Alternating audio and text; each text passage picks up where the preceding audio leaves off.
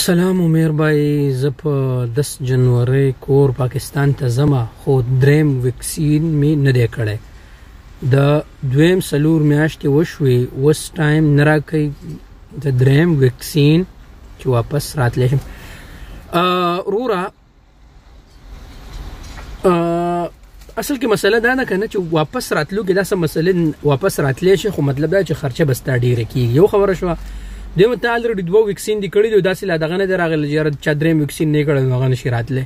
داسې کار وکړه چې مخکې دا قانون و چې چا دویم ویکسین کړی او 6 میاشتې پس به هغه بوسټر ډوز لګولی شي. لکه اوس دا قانون سعودي وزارت صحت بدل کړو، اوس ته 3 میاشتې پس ستا د دویم ویکسین 3 میاشتې شوی نو ته دریم ډوز لګولی شي. ته داسې وکړه چې بار بار کوشش کوو، کېدای شي ته چې په کوم ایریا کې هلته به کېدای شي هلته به ډوز اویلیبل نه وي، مطلب نه به وي لا راغلی. کوشش وکړه، بار بار خپل کوشش کوه. زما ستا دپاره مشوره دا ده روجانه چې ته دریم ډوز وکړه، بوسټر ډوز دریم وکړه، نو بیا هله لاړ شه. نو بیا به ته چوټي به بغیر د فکر نه به تېره کړې، دا به نه وي چې راسې نه چې داسې دغه راشي. دا مطلب مې دی. ښه خوشحاله اوسې.